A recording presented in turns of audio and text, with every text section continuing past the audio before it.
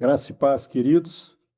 Pastor Jorge Mireles, estamos aqui para dar continuidade ao nosso tema sobre entende-se o que lê.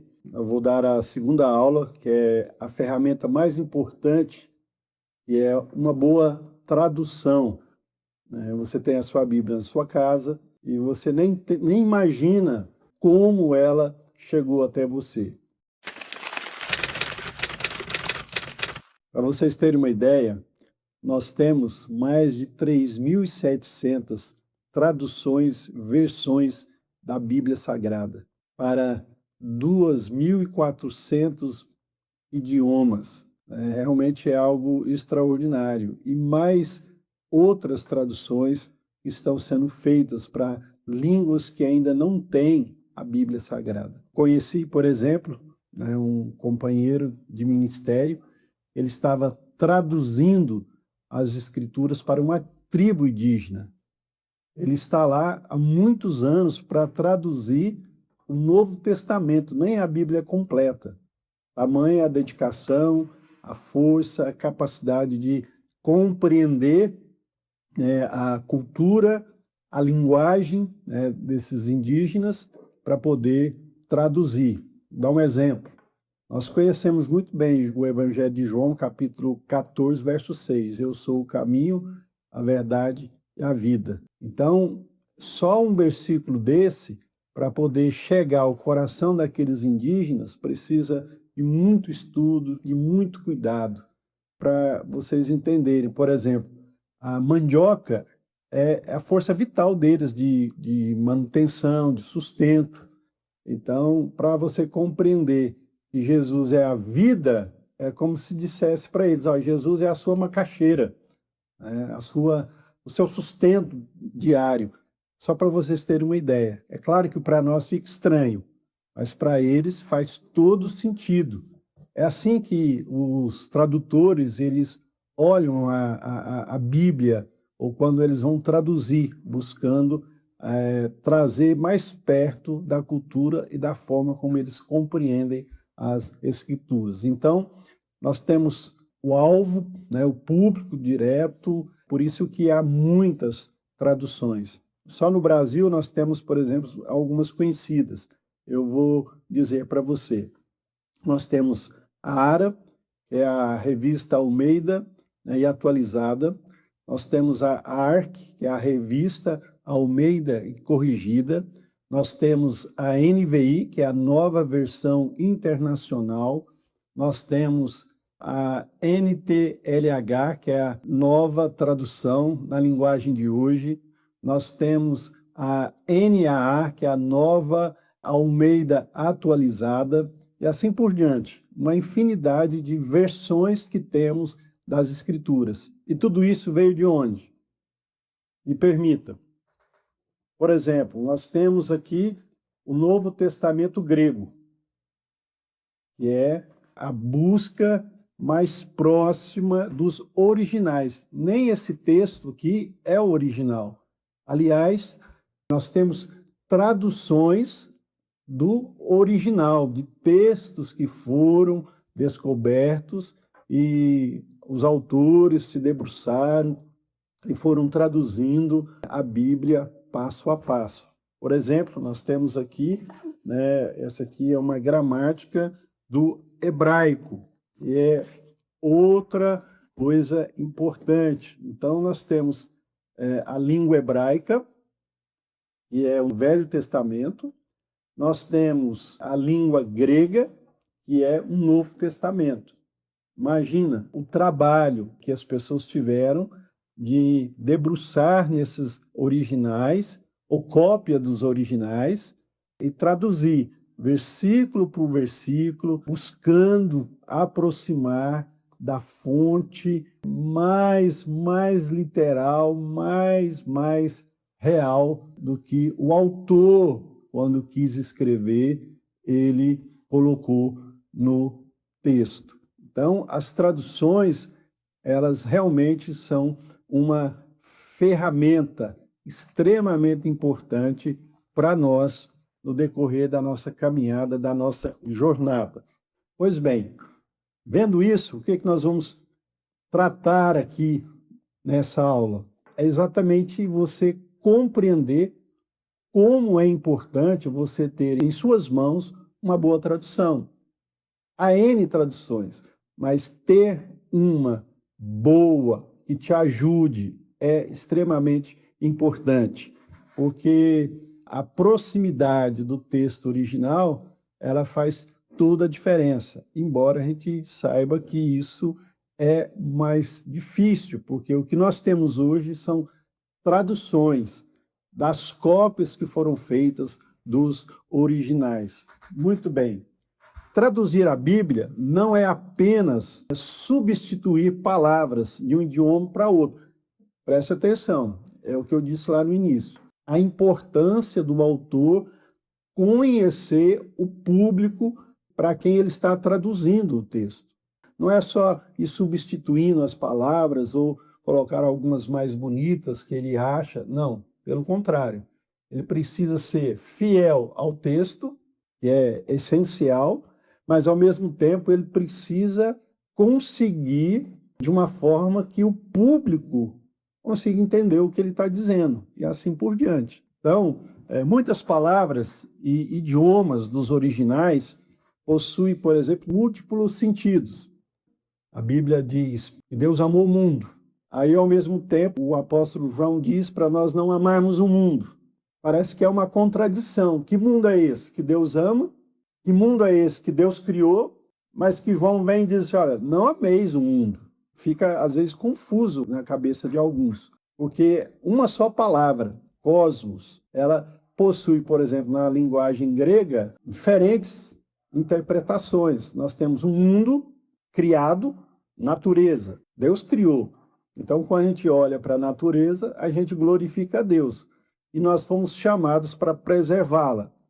Nós temos o mundo sistema, esse mundo sistema governado pelo inimigo das nossas vidas, esse mundo que nos distancia de Deus, é este mundo que João diz para nós não amarmos. E temos um mundo gente. Esse, a Bíblia diz que Deus o quê? Ama. Então, é muito importante a gente ter algumas compreensões acerca disso para a gente poder ir para as Escrituras, para a gente poder compreender. Você lê o texto que Deus amou o mundo, João 3,16, é um mundo que, gente, mundo dos homens, Deus nos amou. É importante ter essas concepções. Então, quando você pega as Escrituras Sagradas, você tem em suas mãos uma tradução fidedigna dos textos originais. Aí você pergunta, olha, pastor, mas cadê os textos originais?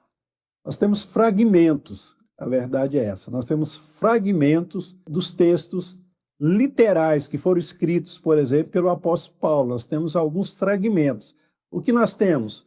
Cópias desses textos. As traduções, elas se baseiam nessas cópias e assim por diante. Por exemplo, nós temos dois tipos de traduções e suas características.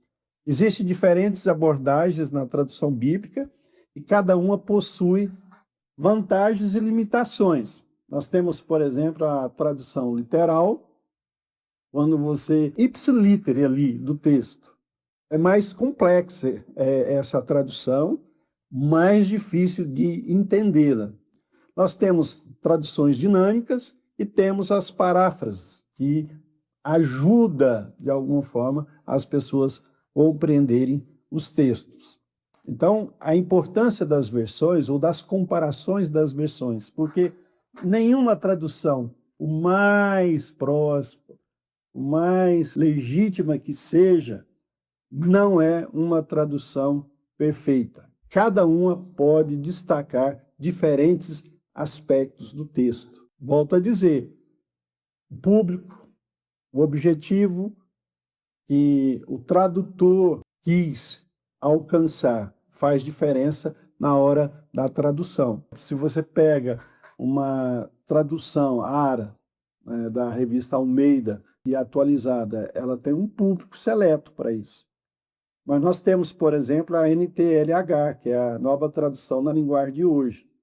Para muitos, ela traz uma abordagem mais simplificada, mais fácil de compreensão de certos textos, de certas palavras e assim por diante. É muito importante nós termos essa noção quando nós temos as traduções nas nossas mãos. Hoje há uma infinidade, eu citei algumas aqui, mas nós temos Bíblia do jovem, Bíblia da mulher, do empresário, assim, há uma infinidade hoje de Bíblias, porque visa alcançar um público distinto. Então, as diferenças das palavras, as expressões, as construções podem revelar significado profundo, dependendo do objetivo do autor na sua tradução e assim por diante. Quais perigos disso?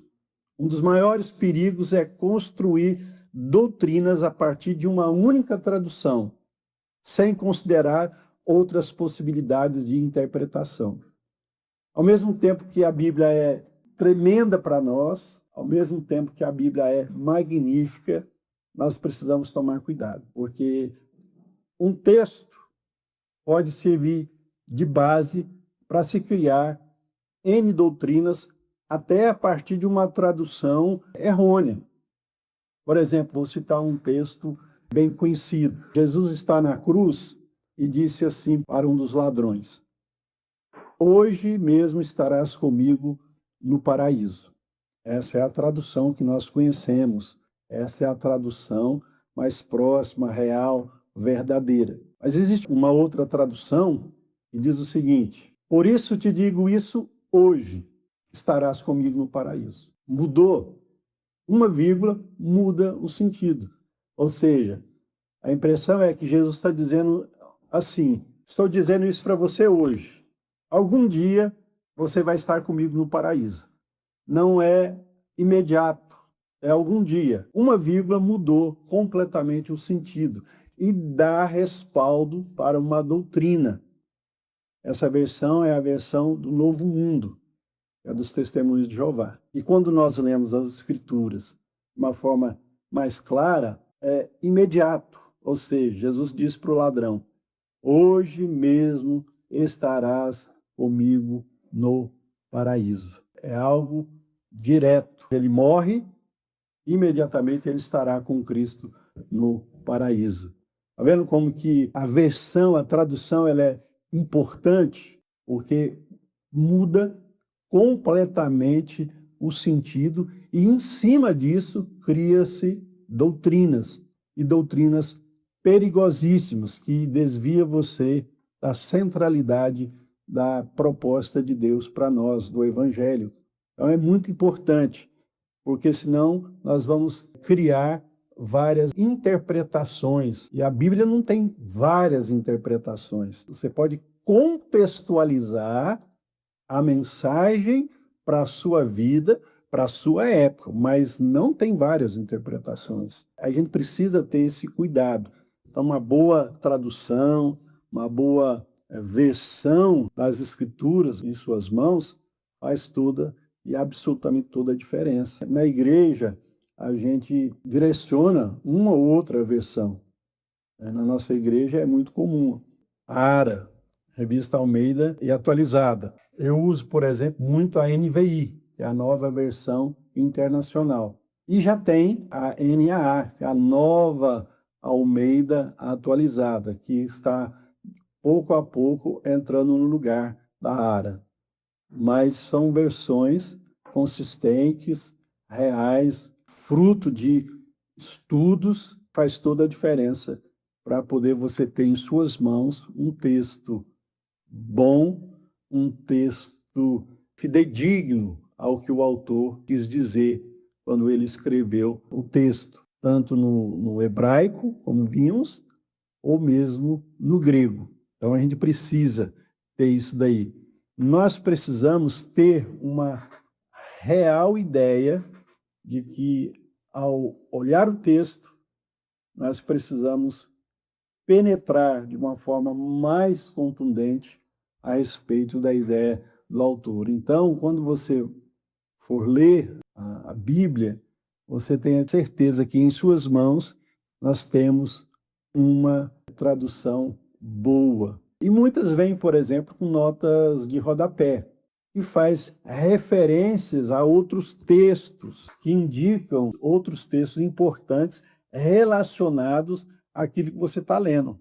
Você já teve a curiosidade de olhar as notas de rodapé, fazer a leitura, os textos relacionados e assim por diante? É importante na leitura bíblica você observar as notas de rodapé e você fazer essa relação com outros textos que vêm na Bíblia, na tradução. O autor teve o cuidado, ao traduzir, ele escrever ali alguns textos relacionados àquilo que você está lendo. Um ou outro versículo lá atrás ou lá na frente, que vai te ajudar à compreensão de todo o texto. Dito isso, eu quero dizer para você que quando você olha para sua Bíblia, esta que você tem em suas mãos, você tem que ter a certeza de que ela traz para você a real interpretação do que Deus comunicou ao escritor, a real vontade de Deus. Mesmo que alguém diga para você, os originais não existem. Existem sim, cópias fidedignas dos originais, de gente muito séria que se debruçou, traduziu corretamente. Para vocês terem uma ideia, uma tradução do hebraico, se o autor ele esquecia uma letra, que fosse, ele não corrigia, lia, apagava ou fazia alguma coisa. Ele destruía tudo aquilo que ele tinha escrito, aquela folha, aquela página, e começava de novo, para você ver a forma como era importante dele poder copiar literalmente, texto por texto, palavra por palavra, igual ao que estava no original. Então, queridos, é fundamental você ter essa consciência de que o que você tem em suas mãos é algo precioso, sagrado, extremamente importante você perceber que as traduções, elas são feitas com empenho, com cuidado. Há muitas outras traduções ainda para serem feitas. Há muitos idiomas que ainda não têm a Bíblia traduzida, ainda hoje no mundo. Então nós precisamos compreender a natureza dessas traduções de uma forma bem clara, ou seja, ela é essencial para um estudo sério da palavra de Deus. Uma boa tradução, você tem um bom livro. E tendo um bom livro, você consegue, de fato, fazer um estudo sério acerca da palavra de Deus. Mais do que isso, nós precisamos reconhecer que nenhuma tradução é perfeita e que cada uma possui suas limitações, porque elas têm objetivos claros e definidos de atingir público. Por exemplo, quando Lutero gritou a respeito das 95 teses que iniciou-se a Reforma Protestante do século XVI, fugindo da perseguição, qual foi a grande sacada de Lutero? A tradução das Escrituras. Ou seja, ele começou a traduzir a Bíblia para o idioma, ou seja, para o alemão. Ele fez essas traduções. E assim, as pessoas passaram a ter a Bíblia em suas mãos. Então, isso fez uma grande diferença na vida do povo, porque agora a Bíblia estava indo para a mão das pessoas e com uma tradução feita com esmero, com cuidado, por um monge que queria ver a palavra de Deus na vida do povo. Então ele traduziu, levou tempo, porque não é feito da noite para o dia, leva-se tempo, mas ele conseguiu e fez uma grande obra em favor do reino de Deus. E assim vieram outras. Nós temos, por exemplo, no nosso caso, o mais conhecido de todos, João Ferreira de Almeida, um autor que é muito conhecido, que percebendo essa dificuldade, principalmente na questão da língua portuguesa, claro, de não ter uma tradução real, fidedigna, Então, ele se esmerou, ele trabalhou arduamente para que nós pudéssemos ter uma tradução. Ele é português, né? Nascido em Portugal, claro. Então, ele traduziu a Bíblia para o português. Todas as traduções que nós temos aqui, você vai ver lá, João Ferreira de Almeida, porque foi um tradutor que se esmerou, que buscou, estudou para poder fazer, né, uma tradução coerente, uma tradução fidedigna, para que nós tivéssemos hoje uma versão mais próxima do original. Nós temos uma Bíblia King James, a tradução dela é bem próxima, né, do original, muito boa também, mas aqui, de verdade, no nosso país, tem um alcance extraordinário, é a versão ou a tradução João Ferreira de Almeida. Essa foi a nossa segunda aula a respeito da tradução, e de fato é algo extremamente importante para nós, ter à mesa, às mãos, uma boa tradução. Deus te abençoe e te guarde, Deus te fortaleça.